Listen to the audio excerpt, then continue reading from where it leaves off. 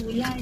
Kung merong ano na po, no, mga hiwa or pulok po na parte, hindi na po mainam na ito pa rin po yung piliin natin. Sometimes po pwedeng sabihin na ito po kasi yung mas mura or mas makakatipid po. Pero alalahanin po natin, mas makakatipid po tayo kung hindi po tayo ma-hospital pa rin. No? So talagang piliin natin yung ating mga kinakain or binibili. And then iwasan po natin yung mga produkto na may sira or kakaibang amoy, mga awful smelling, lalo-lalo na po sa karne, sa mga manok or isda. So kapag masangsang yung amoy, wag na po, no? And also, kapag when in doubt po tayo sa pagkain, no? Wag na nating i-push through na kainin. Throw it out, itapon na po. Ako kanyari sa restaurant, no? Bumili kayo ng pansit. Pero may kakaibang amoy. Hindi naman ito yung nakagisnan kong amoy ng pansit. Ayan, when in doubt po, huwag na po. Baka po, kung ano pang mangyari po sa inyo. Ipaalam agad sa restaurant owner o sa manager ng restaurant o canteen. Pero may sinabanggit nyo yung pag mag-grocery, pupunta ng palengke, yung best before and expiry. We must always just look at our own paper. Eyes on our own paper. That's just it, alright? Sabi naman ni Beth Tamain, magandang umaga po from Marikina. Si Ruby, sabi niya, blessed Sunday po, pretty idol. Hello. Si Louie Basco, sabi naman niya, happy listening po, Bini Liza. Habang nasa biyahe, Louie, ano bang trabaho mo? Jeepney driver ka ba? Hindi, gusto ko na malaman talaga. Lagi kang nasa biyahe. So, kung ano mang ginagawa mo, ingat ka na lang lagi sa biyahe, Louie. Si Lovely Neto 3, sabi na ipagdasal natin yung mga basher na yan, na may inggit lang sa puso. Insecure kasi sila sa'yo. Ayun yan. Talagang ramdamin bigin ni Lovely Neto 3, no? Talagang feeling ko may hugot siya. Tapos inulit ka pa sa inggit, pero talaga yung mga basher. Yun na nga po hayaan na po natin. Baka hindi sila masaya sa kanilang life, kaya po ganon. At nalulupot sila na kayang gawin ibang tao, yung gusto nilang gawin. Abenten Webe. Sa lagay ng panahon, patuloy na binabantayan ng pag-asa ang low pressure area sa labas ng Philippine Area of Responsibility. Ayon sa Weather Bureau, namataan ang LPA kaninang alas 8 ng umaga sa layong 1,450 kilometers sa silangan ng Southeastern Luzon. Inaasahan itong papasok ng PAR mamayang hapon o gabi at may chance pa maging bagyo sa susunod na 24 na oras. Bibigyan ito ng lokal na pangalan na Christine na magiging ikalabinsang bagyo sa bansa ngayong taon. Mga kaservisyo, asahan ng maulap na kalangitan na may Manila hanggang sa matagsa ng pag-ulan ang pulupulong thunderstorm sa Cagayan, Isabela, Aurora at Quezon habang magiging makapit-makilat hanggang sa maulap na kalangitan naman sa Eastern Visayas at Bicol Region dahil sa strong o buntot ng LPA. Samantala, maulap din ang kalangitan ng iskalapin sa pag-ulan at thunderstorm sa Zamboanga Peninsula, Farm, Sultan Kudarat, Sarangani at Palawan dahil naman sa Intertropical Convergence Zone o ICCZ. Habang magiging bahagi ang maulap dahil sa maulap ang kalangitan sa Metro Manila at lalabing bahagi ng bansa dahil naman sa localized thunderstorm. Isinangin naman ni dating Pangulong Rodrigo Duterte na may reward system para sa mga polis na makapapatay ng mga drug suspects sa war on drugs ng kanyang administrasyon. Ayon kay Duterte, hindi niya kailanman iniutos sa pulisyang pumatay ng mga pagkukulo sa ng basta-basta. Basta ng dating Pangulo handa siya bumarap sa investigation ng Kongreso hinggil sa mga extrajudicial killings sa kanyang drug war. Nagkakalaw sa sinulala ang dating DCFO General Manager Rolino Barba na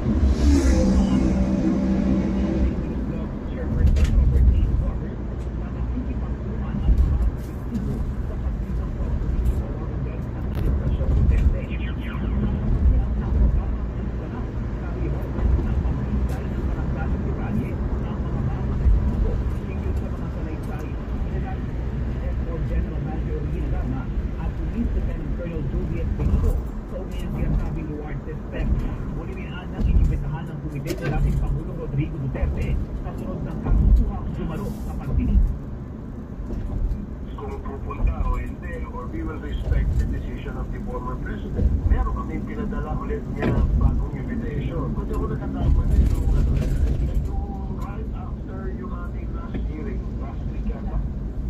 Suportado rin ni Barbers ang muling pag-iimbestiga ng PNP sa mga kasong pagpatay sa kasagsagan ng drug war. Anya, mabibigyan ng pagkakataon ng mga kaanak sa mga biktima ng umano'y extrajudicial killings na makamtan ang hustisya.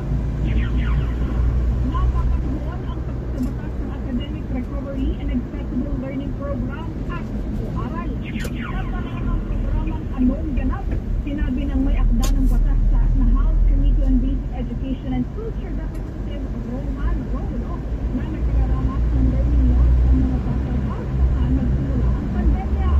Anya, naitala na ang mababang scores ng mga bata sa mga pagsusulit ng 2018, lalo na sa reading comprehension, mathematics, science. Pero, mas nakaging epekto ng learning loss nang tumama ang COVID-19 pandemic. Sa ilalim ng aral magkakaroon ng immediate intervention sa mga estudyanteng hirap sa ilang asignatura. Libre ito sa mga estudyanteng gustong matuto.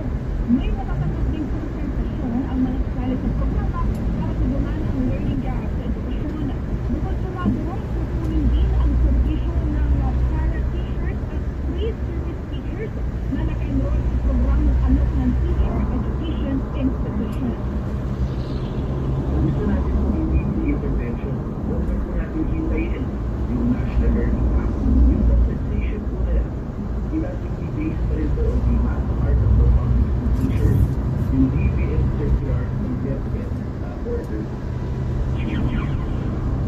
Pinanibilis ng Chinese Embassy ang pagre-resolva sa kaso ng pangamarin sa Makati na ikinamatay ng isang Chinese. Sinabi ng embahada na umaas silang mahuhuli ang mga suspect na Chinese din na sina alias Ian at alias Mao.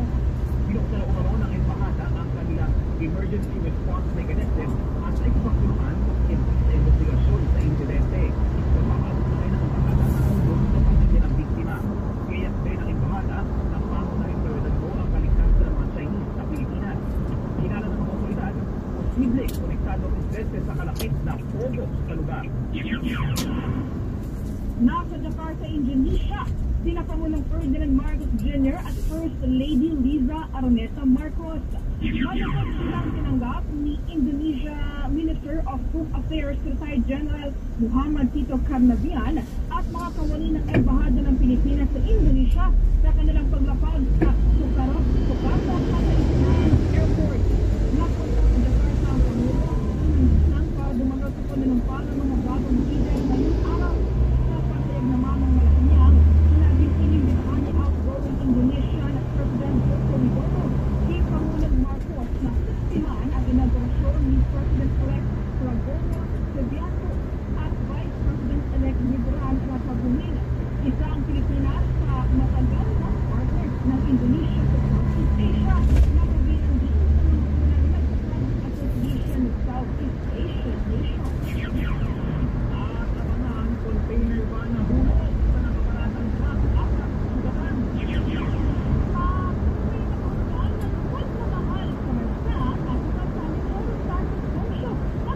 Ilalim sa training bilang Philippine Air Force Reservist.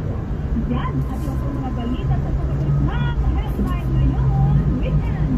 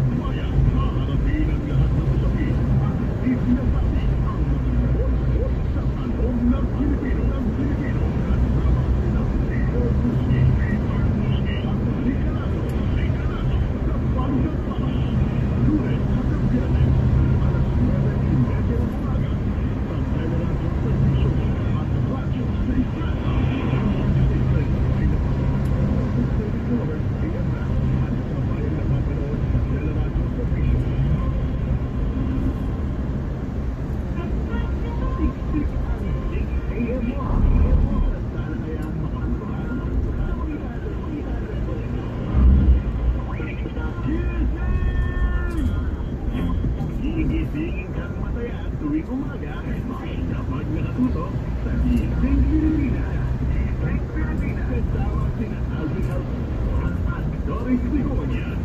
Simula alas 6 na umaga at may babalik ng alas 7:30.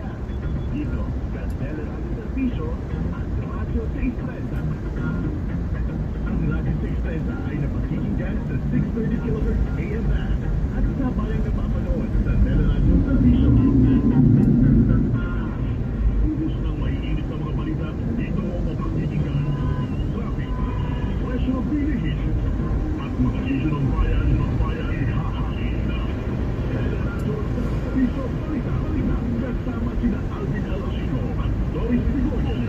Alas 7 ng umaga sa Teleradyo Servicio at Radyo 630. Ang Radyo 630 ay napakikinggan sa 630 kHz AM band at sa bayang napapanood sa Teleradyo Servicio.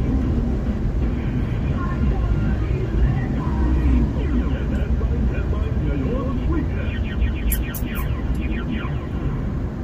Live babalik ang headline ngayon weekend. Lumakitan sa container van matapos ng mahulog mula sa isang truck na nakaparada sa gilid ng northbound lane ng Hillport Avenue sa Pasay City kagabi. Ayon sa pulisya, kinatayang 4 ang nagtamo ng minor injuries na ginagamot sa ospital. Kwento ng driver ng 14-wheel truck, idiniskarga ang mga cabinet at plywood na bigla umanong nawalan ng balanse ang container van. Iniimbestigahan ng Vehicular Traffic Investigation Section ng Pasay City ang insidente. Sa ating showbiz balita, isa lang service ng Philippine Air Force ang veteranong aktres na si Chava Santos Concho. Sa kaniyang Instagram post, ibinahagi ng aktres ng ilang litrato mula sa kanyang graduation rite kung saan nakikita siyang suot ang kanyang military uniform. Para kay Charo, isang panibagong tagumpay ang pagkatapos ng short-term na kurso na nakatulong sa kanyang tuklasin ang puri na kahulugan ng pagmamahal sa bansa. Pinasalamatan din ng aktres ang mga bumabay sa kanya sa pagkamit ng mga bagong tagumpay sa kanyang buhay. At yan ang headline ngayon na weekend. Tuloy ko yung mapanood ang Teleradyo Servicio sa cable, social media, I1PFC at Digital Free TV. Ako po si Christian Yosores. Narinig ko tayo sa Radyo sa Israel. Ako si Marlene Padierno. Magandang tanghali mga ka-servisyo. Tuloy-tuloy ang balitaan kahit Sabado at Linggo sa Headline Ngayong Weekend. Ito po ang DWBM Radyo 630 ng Servisyo at Nagbabalita sa mamamayan. Naglilingkod, nagmamahal, nakikinig, nananawagan. Radyo sa Istreta, para sa mamamayan, para sa pamilya. Ano ang pangangailangan? Radyo sa Istreta.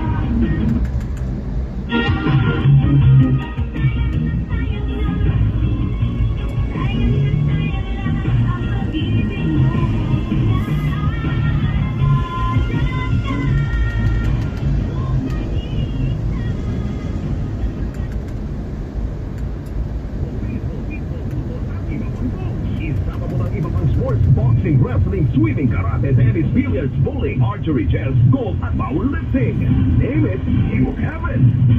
Halin at makijaming sa mga balitang inain sa palakasan. Kasama ang mga bagong most valuable program anchors, Eman Mortega at Jairus Peña, Florida, sa programang Balitang Sports Sunday. Balitang Sports Sunday.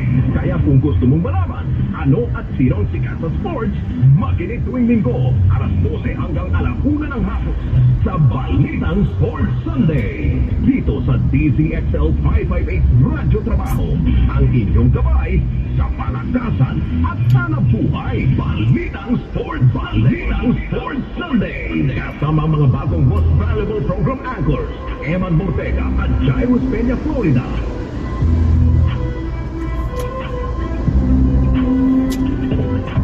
Magandang hapon mga kasama. Ay nako, ngayon ay siyempre October 20, happy Sunday, 66 days before Christmas. Sabi nga nila, 66 days, ang bilis na yan kasi noong nakaraan, parang 100 66 lang. 66 days lang. Malapit na. Siyempre mga kasama, pag alas 12 hanggang alauna ng hapon, kami po yung mga kasama, Radyoman Evan Mordega At Radyoman Jairus Peña, Florida. Ito po ang programa ng Balitang Sports Saturday. Parang nakikita ko, walang Radyoman Jay. Pakita niyo si Radyoman Jay na bagong kasal. Dapat pag nakikita ang bagong kasal, para makita yung tsura na fresh mula sa kanyang wedding ceremony. Ayan. Hey partner, congrats ulit ha. Congrats. Talagang hindi ka na talaga nagpahawa. Sports Sunday. Siyempre mga kasama, marami pa tayong mga abangan sa mga mundo ng palakasan. Maraming updated dyan lalo na nung sa mga basketball, billiards, boxing, tennis, talagang maraming naganap. At may mga ngayon ay nagpapatuloy ang semifinals ng PBA. Yan Oy, bago yan, Radyo Majay, pasalamatan natin ulit si mga opisyal ng lokal na pamahalaan at ng barangay. Pati mga sponsor sa Barangay 12. Barangay 12 dyan sa Caloocan City. Yan sa ating matagumpay na todo serbisyo sa anibersaryo ng DCXL News. Yan, alam mo Radyo Majay, tingin parang nag-miss yan ng mga natin, ng mga listener natin kasi talagang dinagsa talaga tayo. Meron po tayong iba't ibang hatid na serbisyo doon. Meron tayong job fair, meron tayong medical, meron tayong dental. May libreng gupit, meron ding massage, libreng masahe. At may mga nag-donate pa ng dugo at may nanalo pa ng food cart. Ayun ay si Ma'am Nilda Batalier, nanalo yan ng food cart. Congrats po. Siyan ay mula naman sa Carl Balita, Dr. Carl Balita Foundation. Maraming salamat po. Hanap buhay, may hanap buhay siya. Maraming salamat sa RMN Foundation sa suporta. Sa head office po ng RMN Networks, maraming salamat din po. Sa IFM, maraming salamat. Yan, sa Philippine Red Cross, sa Inner Wheel, maraming salamat po. Sa opisina po ni Senator Alan Peter Cayetano sa Dole, Camanaba. Yan, sa Reyes Hair Cutters, sa Virginia Foods. Yan, masarap itong kanilang hanghalian. Ham at saka hotdog. Masarap yun. Busog.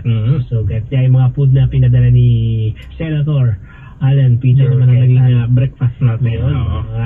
Parang balik na. Kasi dapat ang break na unang tanghalian. Mga silog. Sports Sunday. Mga kasama, bago po ang mga balita namin sa mundo ng palakasan, ito po muna. Alam niyo po ba na mas importante ang kalusugan? Para maiwasan ang mga sakit, dapat epektibo na food supplement ang kailangan. Mag-Sandol Plus Gold, mas pinahusay, mas pinagaling, mas pinabisa. Dahil meron ito extracted na mangosteen, malunggay, ampalaya, garlic at spirulina. Kaya mas epektibo na makakatulong sa diabetes, maruming dugo, hypertension, Let's go para sa inyong reservation, tanong at order. Tumawag o mag-text sa DCXL News sa Central Gold Hotline 0927-499-1276. Available na rin po ang Santo Plus Gold sa Mercury Drug, Watson's Pharmacy, All Green Pharmacy, All Day RX, Generica Drug, Southstar Drug, TGB Pharmacy, Candy, sa Lazada at sa Shopee. Sports Sunday. Yun.